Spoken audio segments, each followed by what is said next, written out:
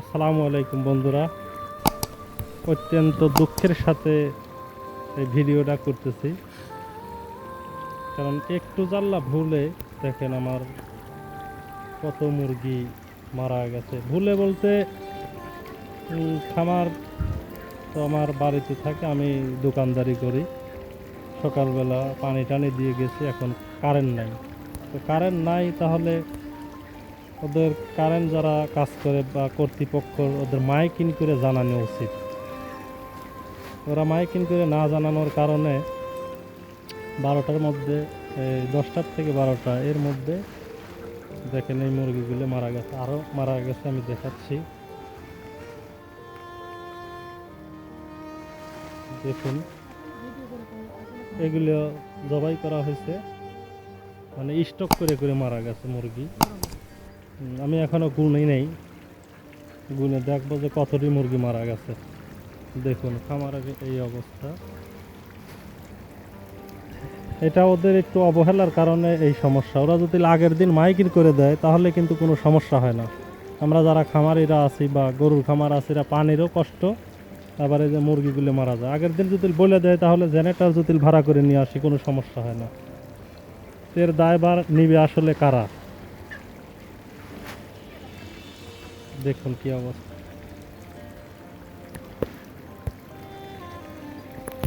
তো আসলে এই প্রশ্নগুলো করার মতো মানুষ নাই, বা কার কাছে প্রশ্ন করব সেই ধরনের মানুষও নাই। যে ওদের ভুলের কারণে ছোট ছোট খামারিরা বা গরিব মানুষ এরা এইসব ভুলের শিকার হয়ে যায়। দেখুন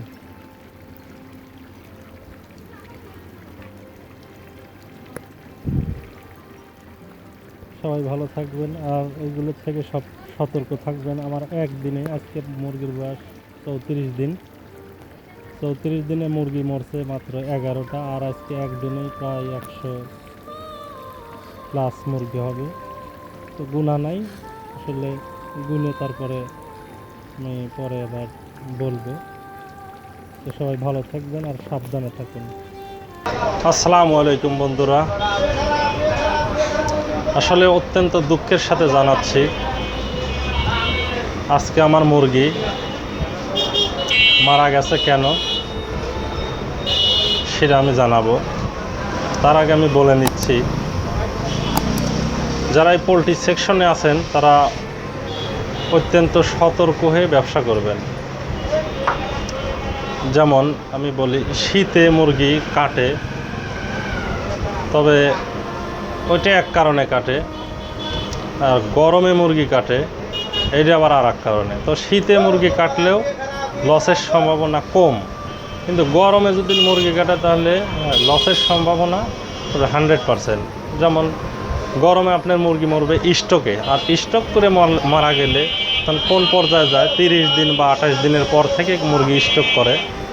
আর তখন যদি মুরগি মারা যায়, বুঝতেইছেন ফুল রেডি মুরগি মারা যায়। তো আমার সেই ঘটনা হয়েছে। আমার মুরগির বয়স আজকে 34 দিন, 34 দিন।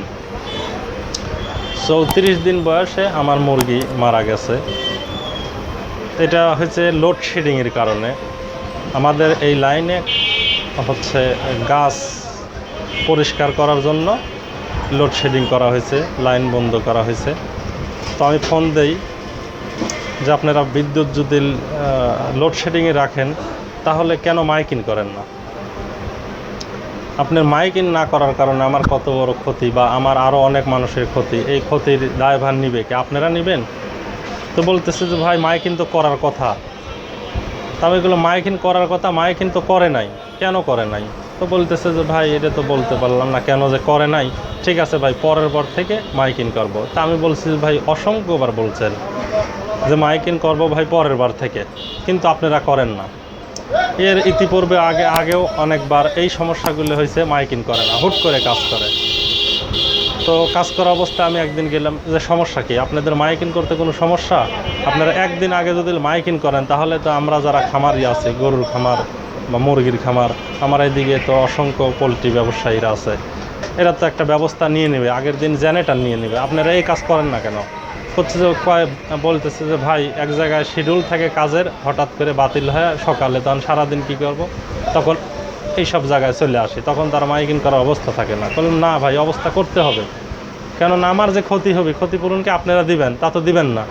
তো আপনাদের সাথে আমার কোনো শত্রুতাও নাই, তা আপনারা এরকম করলে আমরা কীভাবে ব্যবসা করব? পরে বলছে ঠিক আছে ভাই, পরের বার থেকে করব। তাও মাইকিং করে নাই। আবার এই আজকেও গাছ পরিষ্কার করবি, মাইকিং করে নাই, অথচ বিদ্যুৎ নাই 4-5 ঘন্টা। তাহলে এটা কিভাবে সম্ভব? কেমনে কি করব? তো যাই হোক ভাই, আপনারা যদি এই ভিডিওটা দেখে থাকেন তাহলে অবশ্যই আপনারা যদি কাজ করেন সমস্যা নাই, কাজ তো করবেন আমাদের জন্যই, আমাদের ভালোর জন্যই কাজ করবেন। কিন্তু আমাদের ক্ষতি করে আপনারা কেন কাজ করবেন? আপনারা কাজ করেন, কিন্তু কাজ করার আগের দিন আপনারা মাইকিং করবেন, তাহলে আমরা সেই প্রস্তুতি নেব। তখন তো কোনো সমস্যা হলো না, আপনারও ক্ষতি হলো না, আমাদেরও ক্ষতি হলো না। তো এইটাই আমার কথা। আর খামারিরা যারা আছেন তাদেরকে নিয়েও কিছু কথা আছে। আমার এই 2.5 মাসের মধ্যে খাদ্যর দাম বাড়িয়েছে 600 থেকে 700 টাকা, কিন্তু খাদ্যর মান একবারে বাজে হয়ে গেছে। আগে 5 টাকা 2 কেজি হয়তো শতকরা, এখন 6 টাকাও 2 কেজি হয় না। আর মুরগি পালা লাগে 40 দিন পাইলে 2 কেজি হয়। আগে 30 দিনে হয়তো 2 কেজি, আর 40 দিনে 2 কেজি। তো এখন কি বলবো, খাদ্যর কথা বলে আর লাভ নাই। তো যাই হোক ভাই, আপনারা যদি কেউ এই ব্যবসা বা খামার করতে চান, খুব হিসেব নিকেশ করে করবেন, কারণ এইখানে ঢুকলে একবার বাইরে হওয়া খুব কঠিন। বাইরে হওয়া কীভাবে কঠিন আমি এক্সাম্পল দেখাই। আপনি কেরাবেরা কষ্ট করে বাচ্চার টাকাটা দিলেন, বাচ্চার টাকাটা দিয়ে ধরেন প্রথমবারে যে 10,000 বা 20,000 লাভ হওয়ার পরে আবার ব্যবসা করলেন একবার, ওইবার আপনার কিছু লস গেল।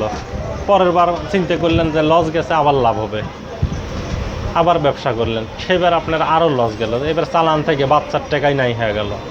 পরে চিন্তা করলেন বাচ্চার টাকা যেহেতু নষ্ট হয়ে লস গেছে, তাহলে ডিলারের ওখানেও কিছু বাকি থুই, আর আমি আর কিছু টাকা ভরে আবার বাচ্চা নেই। তখন বাচ্চা নিলেন, নেওয়ার পরে আবারও লস গেল।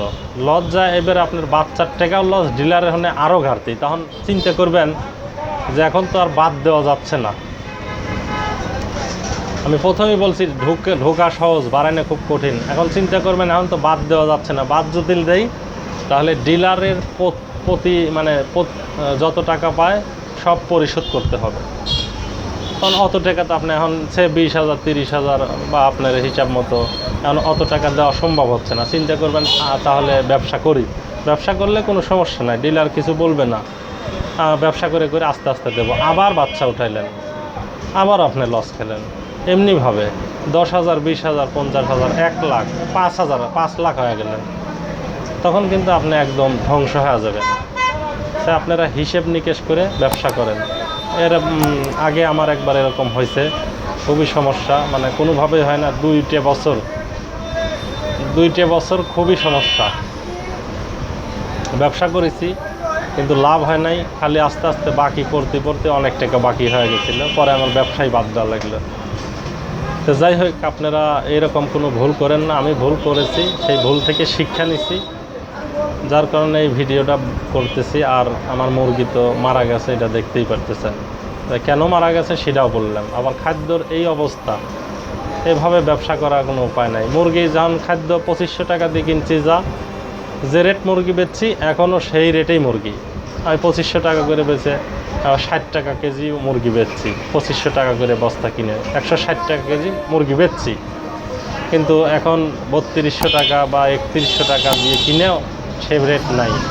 30 35 28 25 এখনের বাজার 27 28, এটা কোনো বাজার হলো? তো যাই হোক, আপনারা সবাই আপনাদের হিসেব মতো ব্যবসা করেন। আর আমি চাই না যে কেউ, সবাই বড় আশা করেই খামার করে, আমি চাই না কেউ নতুন করে কোনো বিপদে পড়ুক।